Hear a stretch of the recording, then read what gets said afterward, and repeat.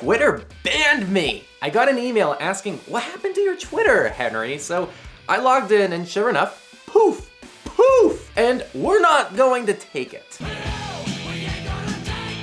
I wasn't even notified by email, and all I have is this prompt saying I violated rules, but none were actually outlined. I appealed whatever I did and haven't heard back, so that's super fun. None of this really caught me off guard since Twitter was hiding my replies to all tweets, including replies to my own tweets the week leading up to this, all without warning or reason. Seriously, my threads were just hidden. Why this happened is up to guesses. None of my recent tweets were anything outlandish or out of the norm.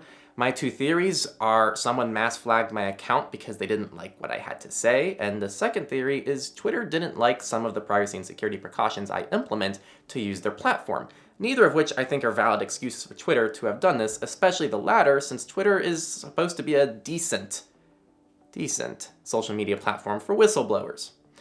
The worst part is all other accounts are in jeopardy, as per Twitter's own rules, including the official Techlore account and the surveillance report account, which is actually really more what I care about. This wasn't just me either. Twitter has previously suspended Pancake, a work-in-progress alternative to Twitter, which was just once again, this week, also suspended. And Manuel Matuzovic, who's an international conference speaker who is likely known by Twitter's own internal team, was also suspended super recently.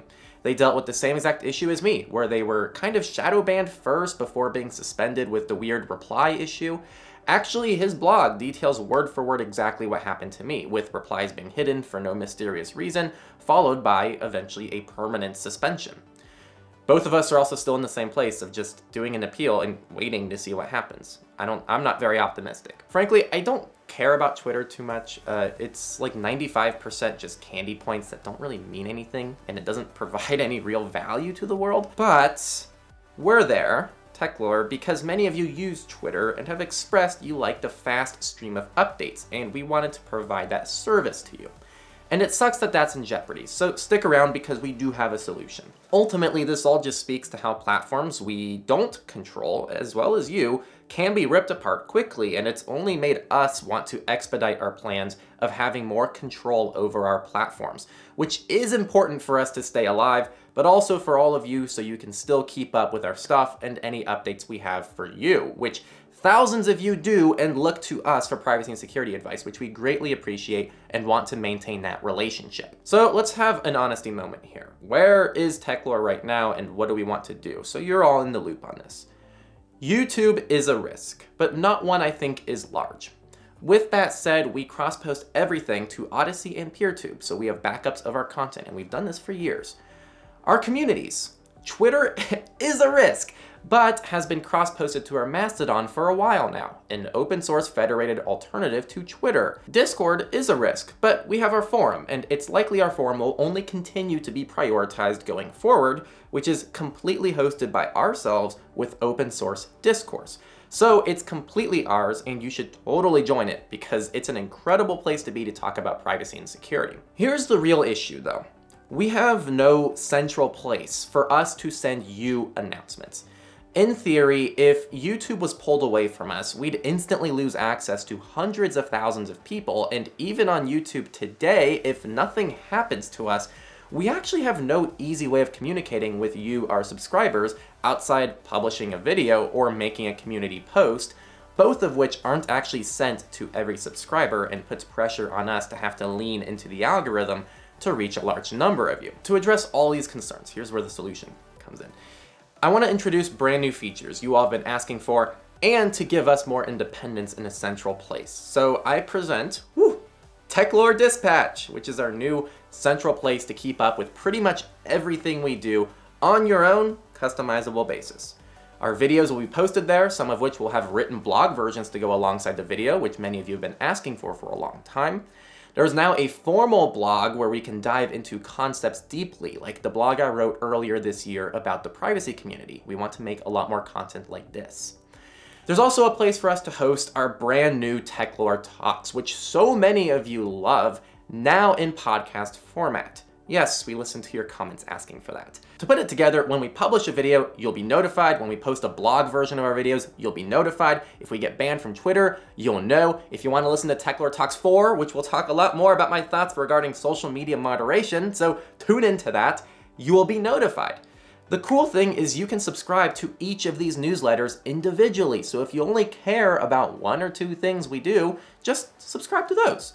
But trust me, we're not planning on spamming you, so join all of them. This is using Substack, more on this soon, but even if Substack, which has a great history for moderation, did eliminate our account, we still have a central list of subscribers that we can migrate to anything else. So this is still fantastic in the long run. Of course, let's talk about privacy and security.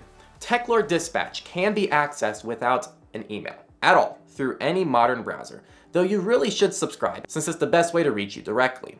This is all built on Substack, which is not open source and has some trackers we're unable to remove on our ends, which we're very aware of and I'm warning you about right now.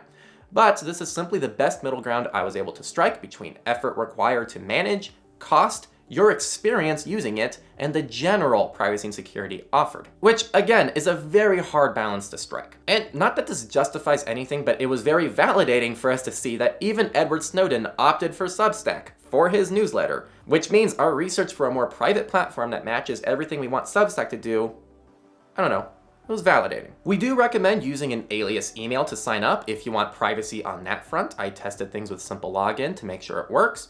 Browsers like Brave and Firefox should handle the few trackers on the site by default, and email providers like ProtonMail can deal with the rest.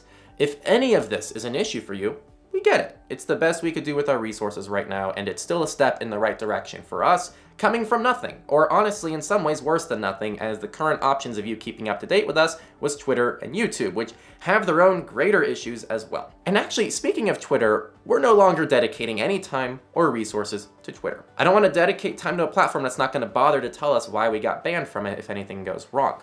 So what this looks like is we're updating our bio on Twitter to push people to the Dispatch and our Mastodon, and we will be posting all microblogs on Mastodon directly, which will just auto-sync to Twitter. That way Twitter users still get kind of a feed of updates, but we're not going to be using it or managing it. So to put this all together, join our Mastodon, and especially join the Dispatch to keep up with the stuff we're doing and stay up to date with the latest updates in the privacy and security space. We're trying to spread privacy and security to the masses, and having a place where we can easily communicate with our audience in a convenient way that we have control over is a super important part of that journey. Links are all below. The Mastodon is always down there. The Dispatch will be down there as well. And of course, our forum. All three platforms pretty much entirely under our control, which feels very good to say.